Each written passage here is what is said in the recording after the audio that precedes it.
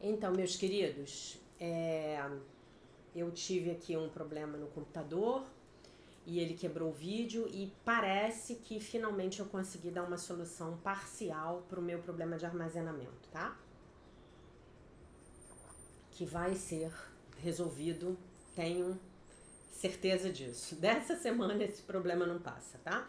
Então nós estávamos aqui lendo o texto do livro da Marianne Williamson, A Year of Miracles, Daily Devotions and Reflections, do dia 247. Então eu comecei a ler, né? Então, hoje eu não vou jogar pequeno, né? Seria o título do texto. Hoje eu não vou permitir que a falsa modéstia me impeça de clamar o poder dentro de mim. Deus colocou este poder dentro de mim para ser usado em seu nome. E eu não sirvo a ninguém, escondendo a minha própria luz. Então, o que ela quer dizer? Que quando nós escolhemos a nossa própria, quando nós escondemos, perdão, a nossa própria luz, quando nós escondemos o nosso brilho, as nossas potencialidades, esse poder que Deus colocou dentro de nós, nós não estamos ajudando o mundo. E aqui nós precisamos entender a absoluta diferença entre a grandiosidade do ego, que é aquela pessoa que fica se vangloriando, dizendo que é o máximo, com a grandeza do ser. Então, a expressão da grandeza do ser é a expressão dos seus talentos, né?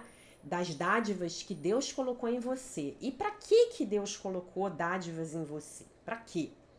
Para você servir ao mundo. Para você servir onde quer que você esteja, tá?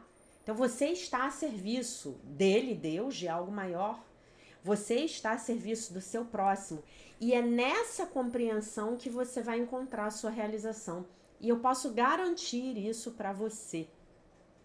Não existe coisa mais gratificante na vida do que se colocar a serviço de um poder maior e utilizar esse serviço para servir a humanidade. Utilizar esse seu dom, essa sua dádiva, enfim, o que seja, para servir a humanidade, tá bom? Fingir que eu sou menos do que eu sou é um jogo que é perigoso para mim, né? Que se eu jogo, então ele é perigoso para mim.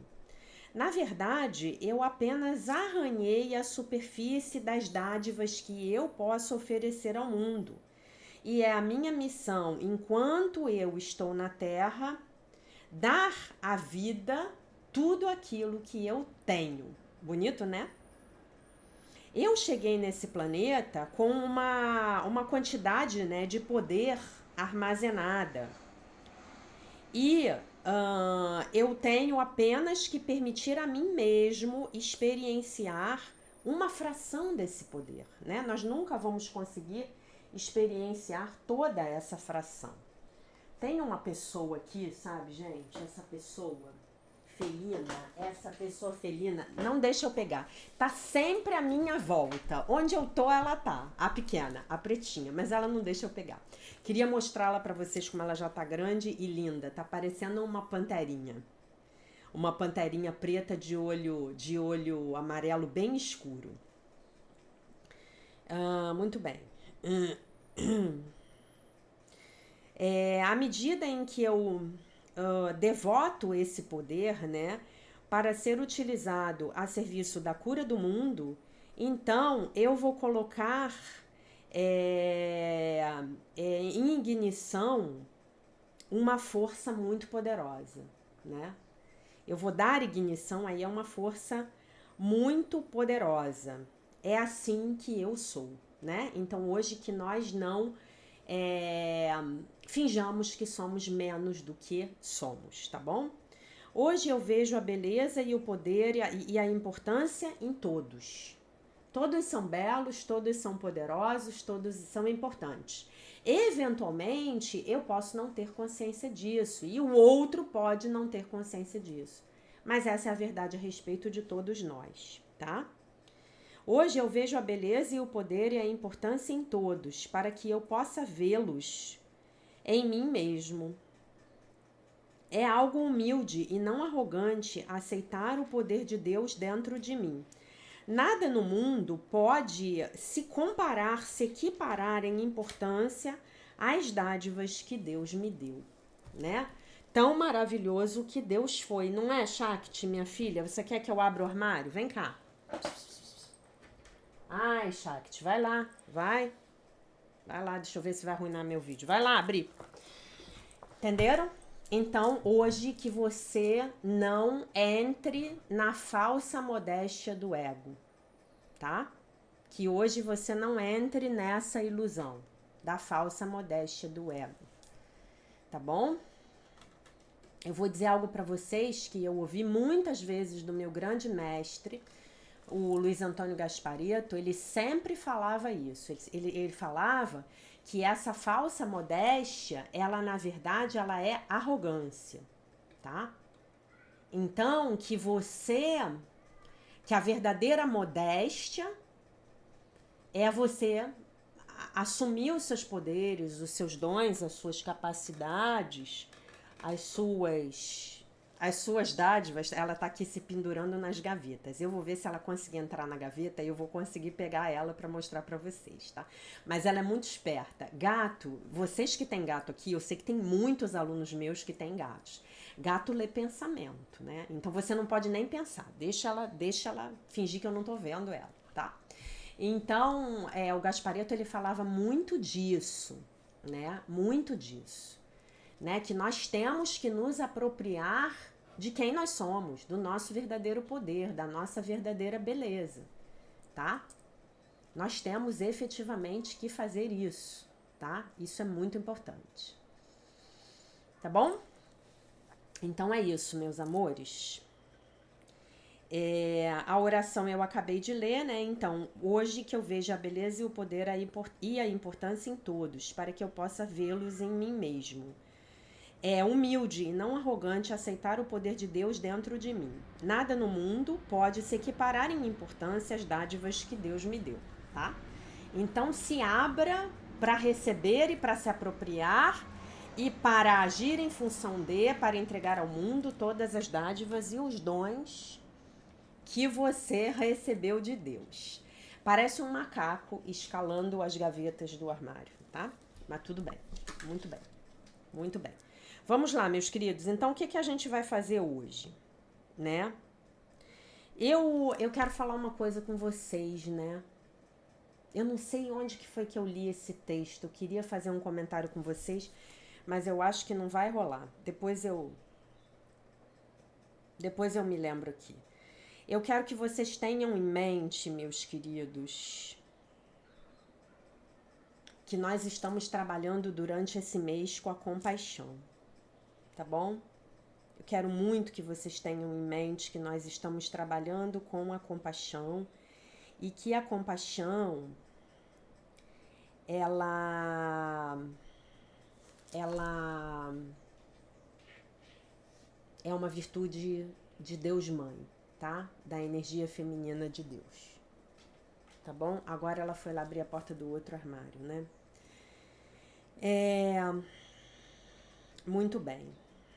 Olha, eu vou ler um texto aqui da Lise Bourbeau, do livro As 5 Feridas Emocionais do Ser Humano, tá? Já a gente vai começar hoje, dia 4 de setembro, já a tratar da ferida da injustiça, mas eu abri aqui numa página no meu tablet e aí eu vou dizer para vocês o que ela fala da ferida da traição.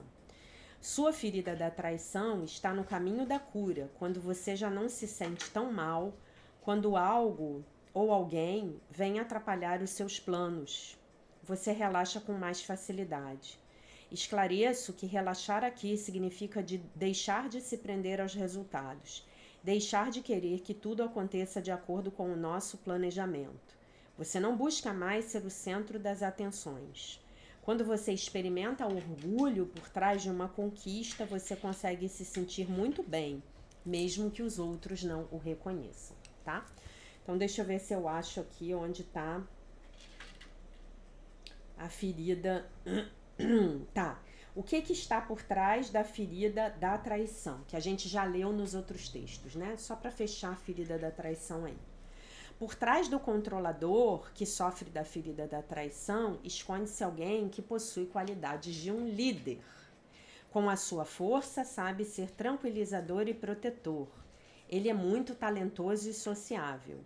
Tem grande capacidade de falar em público.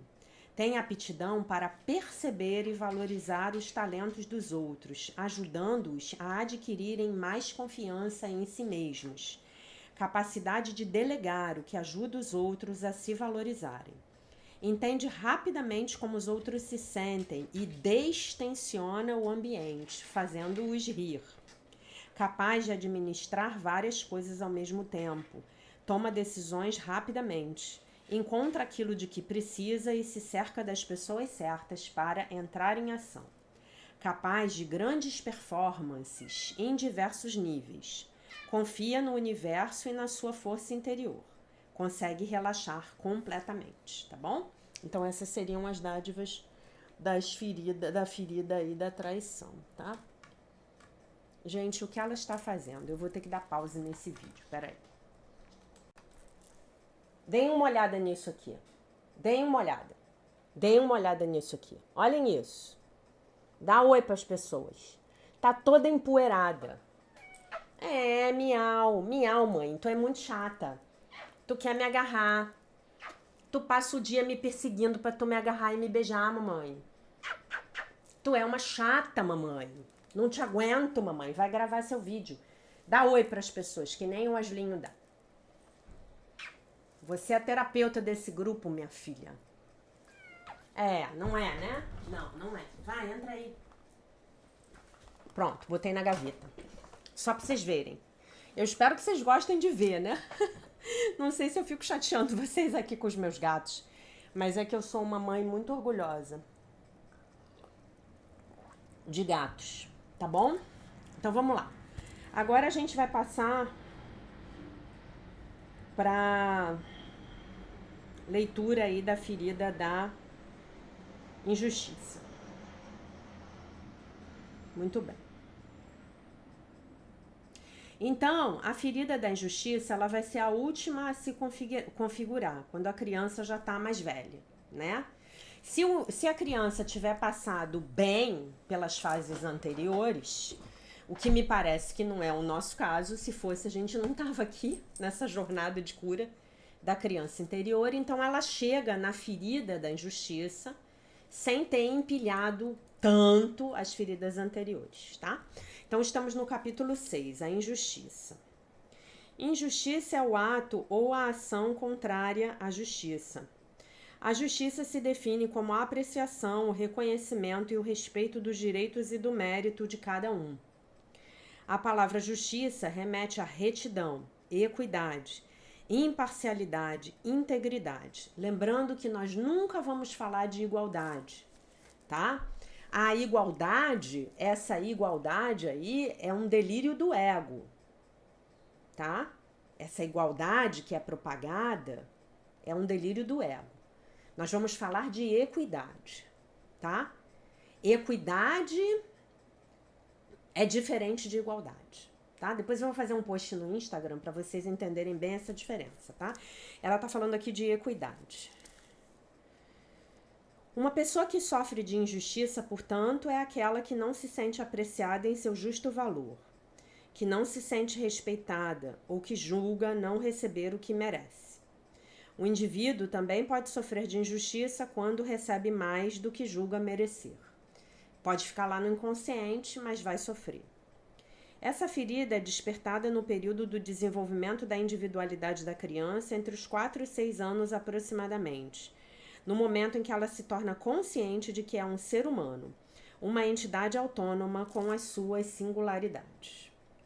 A criança acha injusto não conseguir integrar a sua individualidade, não conseguir se exprimir e ser ela mesma.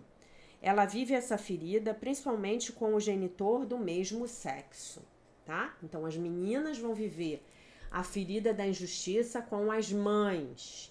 Os meninos vão viver a ferida da injustiça com os pais, tá? Essa divisão que ela faz de qual ferida, normalmente, claro que pode haver exceções, vai ser vivida com cada progenitor, eu acho muito legal. Porque nos ajuda a voltarmos para as nossas relações com pai e mãe e irmos lá ajudar a criança a identificar onde ela se sentiu injustiçada, tá bom? Muito bem.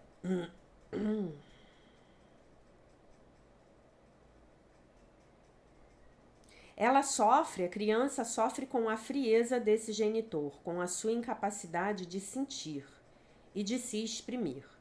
Não estou dizendo que todos os pais dos que sofrem da ferida da injustiça são frios, mas estou dizendo que assim são percebidos pela criança. Eu, particularmente, sentia muito isso com a minha mãe. Muito. Uma distância emocional absurda, uma frieza, uma dificuldade de ter empatia comigo que era realmente muito grande, né? Ela sofre igualmente com o autoritarismo, as críticas frequentes, a severidade, a intolerância ou o conformismo. Na maioria dos casos, o pai e a mãe, ou a mãe, sofrem da mesma ferida. Ela talvez não seja vivenciada da mesma maneira ou nas mesmas circunstâncias, mas está presente e a criança a sente.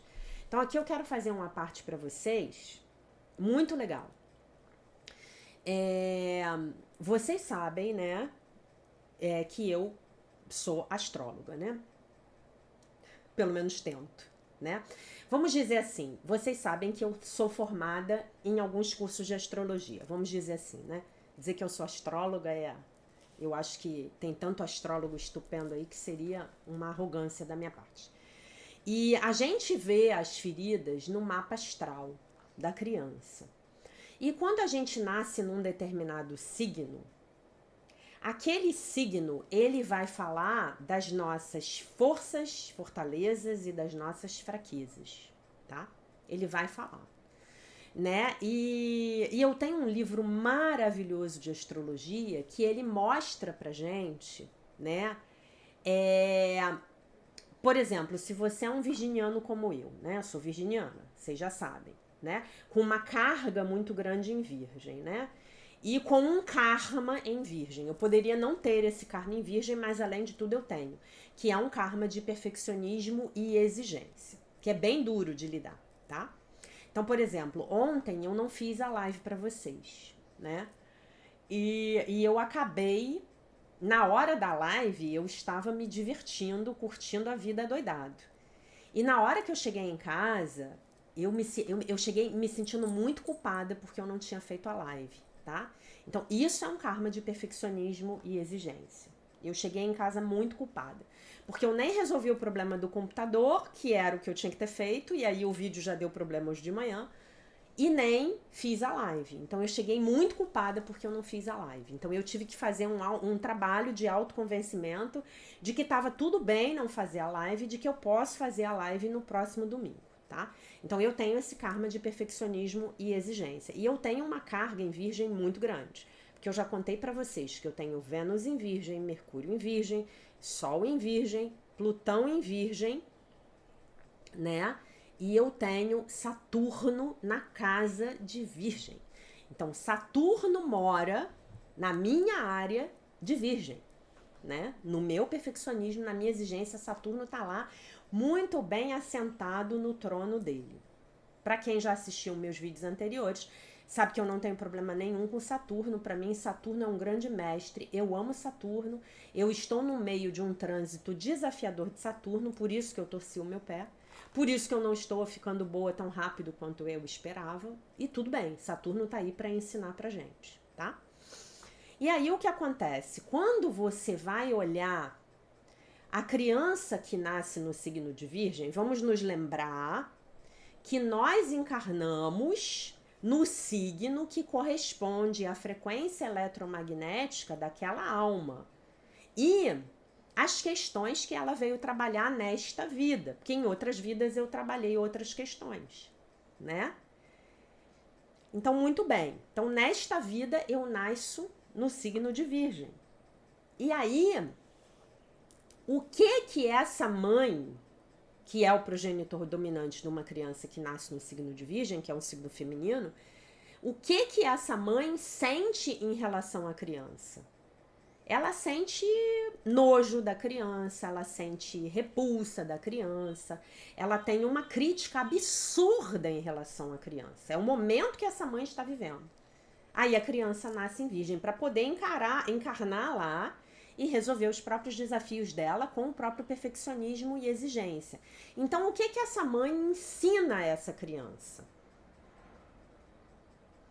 A nunca se sentir boa o bastante. Essa criança tem uma autoaversão. Essa criança tem um perfeccionismo, ela tem uma autoexigência que ela entende que nada do que ela fizer vai ser bom o suficiente para ela quitar o débito. É como se ela tivesse vindo com um saldo muito grande que ela não consegue pagar, tá? E aí vocês vejam que se encaixa muito bem nisso aqui da ferida da injustiça, né? Você tem uma severidade, uma intolerância, uma crítica frequente em cima da criança. Se você for um virginiano ou uma virginiana, você estará entendendo exatamente do que eu estou falando, tá? Se você tiver um ascendente em Virgem ou uma lua em Virgem, muito provavelmente também, tá? A alma que decide voltar à Terra para curar a ferida da injustiça escolhe pais que a ajudarão a lidar com essa ferida, né? A minha ferida é muito forte, porque tem muito Virgem aí, né? Tem Vênus, tem Sol, tem Mercúrio, tem Plutão, todos em Virgem, né? Lá numa filinha, todos combinadinhos, né? Com a mesma roupinha lá, dançando juntos. A reação face à injustiça consiste em se isolar dos sentimentos. Aí a gente vai para a cabeça. Estratégia favorita de um virginiano, né? Acreditando que assim irá se poupar. A máscara criada pela criança para se proteger nesse caso é a da rigidez. O fato de uma pessoa se isolar do que sente não significa que não sinta nada. Pelo contrário, indivíduos rígidos são muito sensíveis, mas desenvolvem a capacidade de não reconhecer essa sensibilidade e de não mostrá-la aos outros. Eles se iludem, julgando que nada os afeta. Eis porque parecem frios e insensíveis. É meio que o Sr. Spock, tá? Então, para vocês entenderem isso ao extremo, tá? Tem astrólogos que dizem que o planeta Vulcano, que ainda não teria sido descoberto no sistema solar, ele seria o verdadeiro regente de Virgem, tá? E vocês se lembram que o Sr. Spock lá de Jornada nas Estrelas, ele veio de Vulcano. Né? Então é aquele ser blasé, nada incomoda ele é só razão, ele é zero emoção. E tem um episódio hilário que eles vão lá num outro planeta, lá daquela primeira mesmo, lá da década de 60, que é a minha favorita. Então eles vão lá num outro planeta e tem umas plantas lá, e aquela planta, o Sr. Spock chega e a planta dá uma baforada na cara deles, né? Sr. Spock e de alguns outros. Tchá! E aquilo era um alucinógeno, né? E aí o Sr. Spock fica todo alegre, né? Fica todo alegre. E aí aquela máscara da rigidez dele cai, né? É muito engraçado, vejam. Muito bem. O fato de a pessoa se isolar... tá. Várias pessoas rígidas me contaram que na adolescência havia amizade entre elas e o seu genitor do mesmo sexo. No entanto, era uma relação superficial, em que nenhum dos dois falava do que sentia. Eu não vivi isso.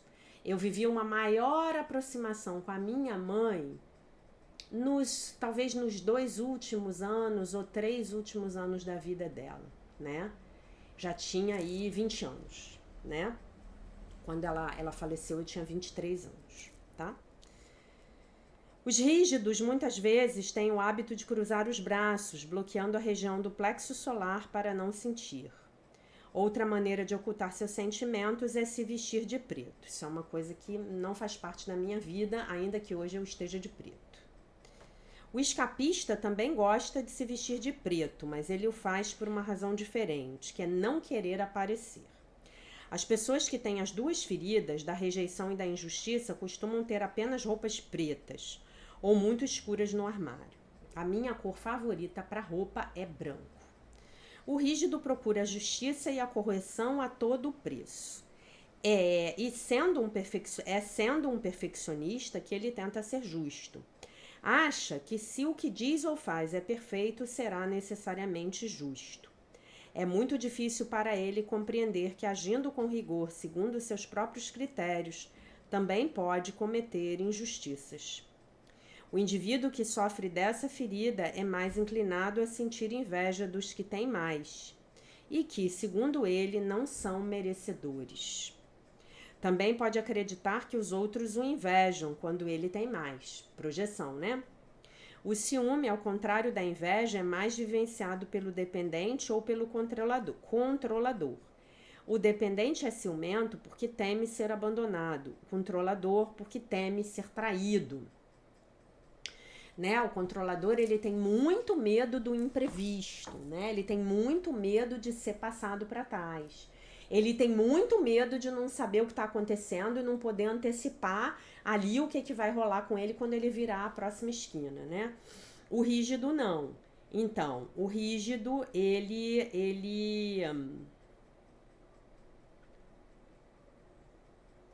já peca mais aí, digamos, pelo sentimento da inveja. A máscara do rígido se caracteriza por um corpo reto, impertigado e proporcional.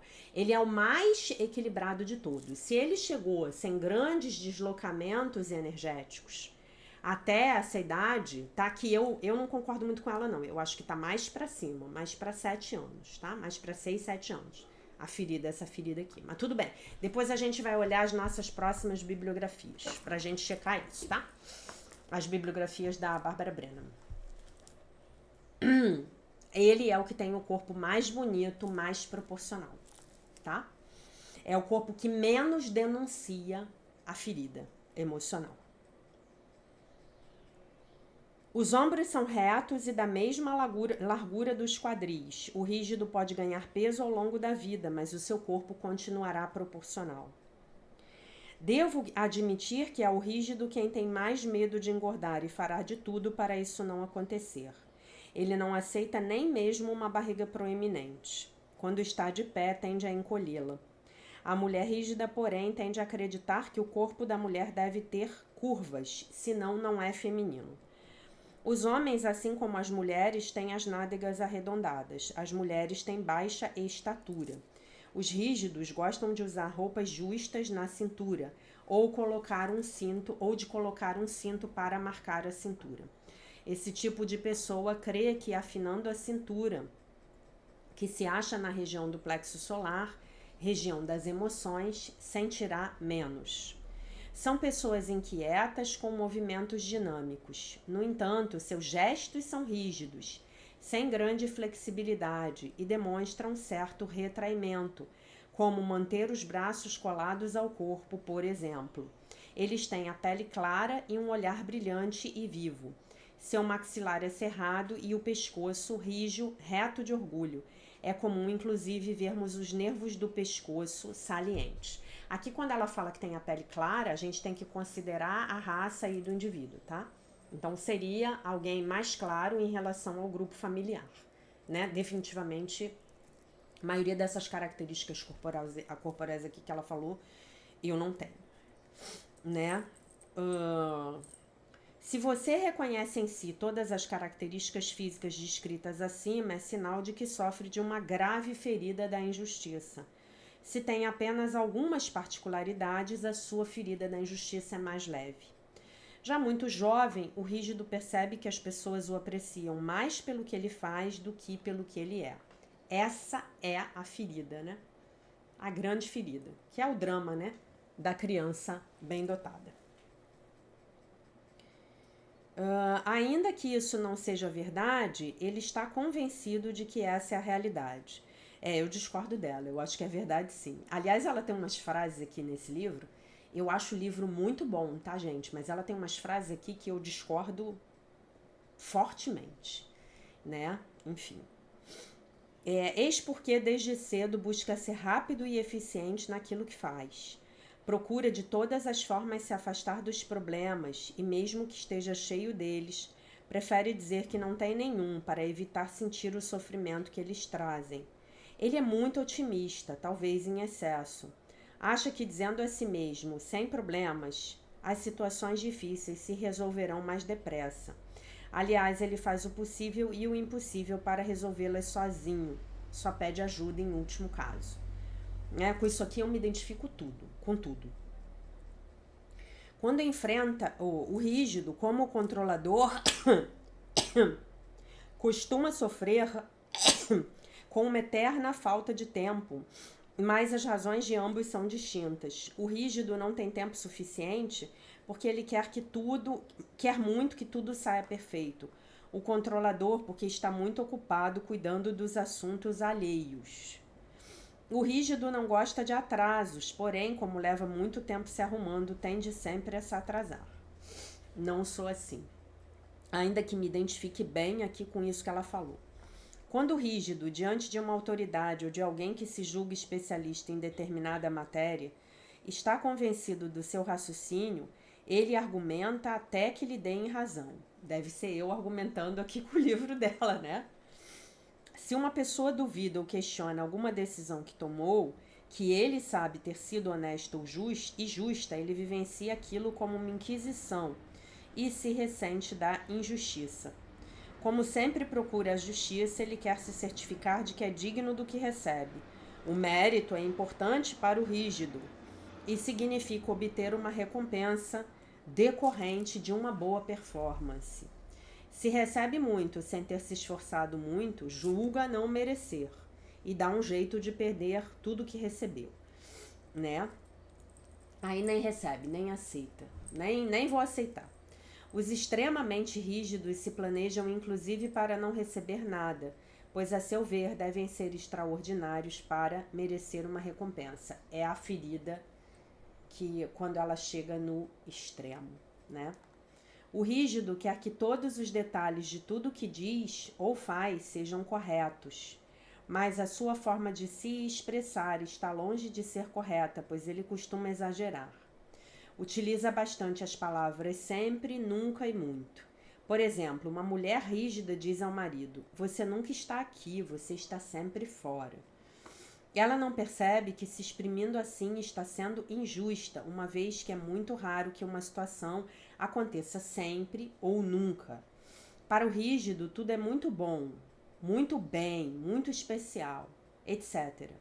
Por outro lado, ele não gosta que os outros usem essas palavras. Quando o fazem, ele os acusa de estarem exagerando ou de se expressarem incorretamente. Para resumir, gente, o rígido ele é uma mala, tá? Aliás, todos somos uma mala, somos malas, né? O evitador lá, o escapista, o masoquista, né? O abandonado, o codependente, o psicopata traído, né? O rígido, injustiçado, é tudo mala, né? Aqui estamos estudando como nós conseguimos nos tornar tão malas, né? Tão chatos. E aí a gente passa tudo isso para os nossos filhos. Olha que beleza, a tocha terrível das feridas emocionais.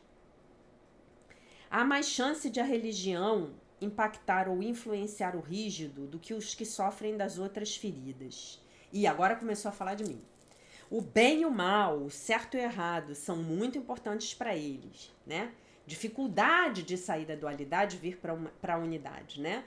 E aí, quando eu tô nessa dificuldade, eu me lembro de uma frase célebre da Seichonoye, que é: só existe Deus e o que vem de Deus. Então, se é bom, é de Deus. E se é ruim, é de Deus também. Portanto, é bom. Então, só existe Deus e o que vem de Deus, tá? Aí eu consigo sair da dualidade.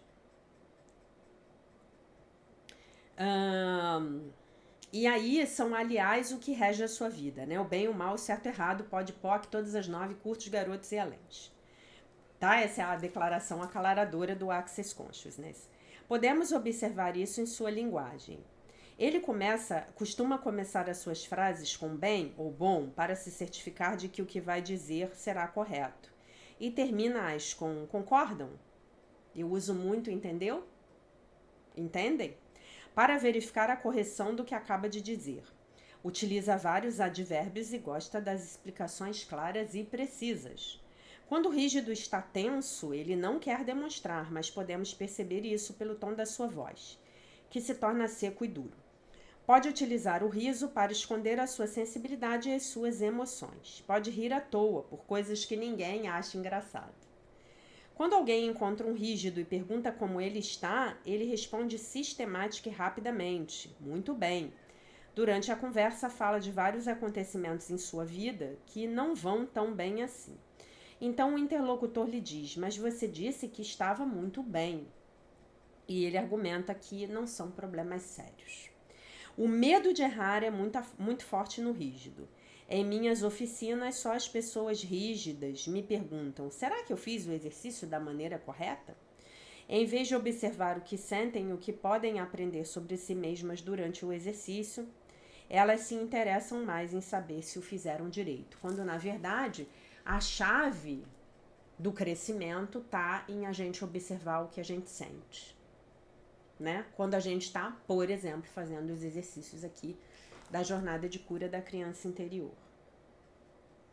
Também notei que quando eu falo de um comportamento ou de uma atitude que o rígido vê em si como um novo defeito, ou seja, não se considera correto por ter aquele comportamento, ele me interrompe antes mesmo de eu terminar para me perguntar: o que faremos agora?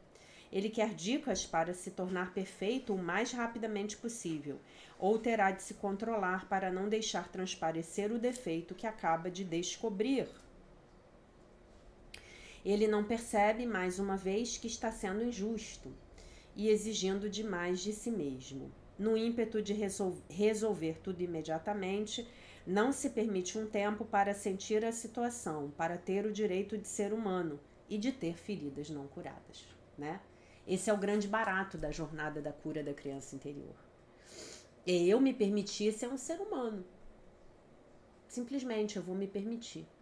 E eu vou me permitir ter feridas não curadas. É isso. Observei na pessoa com a máscara de rigidez uma tendência a se ruborizar com facilidade quando me conta alguma coisa que julga não ser correta.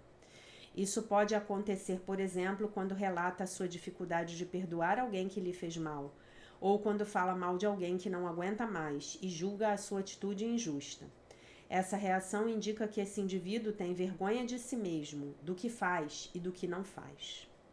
Só que ele não sabe que é por essa razão que se ruboriza e às vezes nem sequer percebe que isso está acontecendo. Aliás, são as pessoas rígidas e as escapistas que têm mais problemas de pele, né? Eu sofri com problemas de pele e ainda sofro a vida inteira.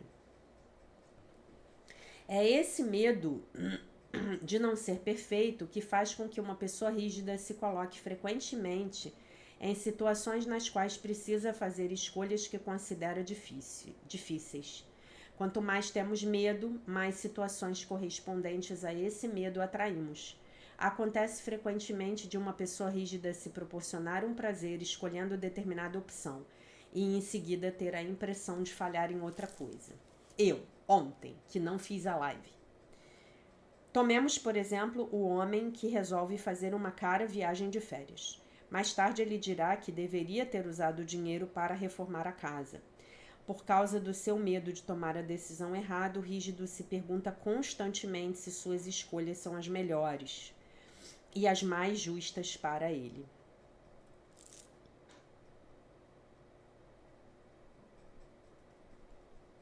Se você quer que alguma coisa seja dividida igualmente entre várias pessoas, como um bolo, uma garrafa de vinho, a conta do restaurante, etc., pode ter certeza de que é o rígido que deve chamar para essa tarefa, pois ele se sairá muito bem nela.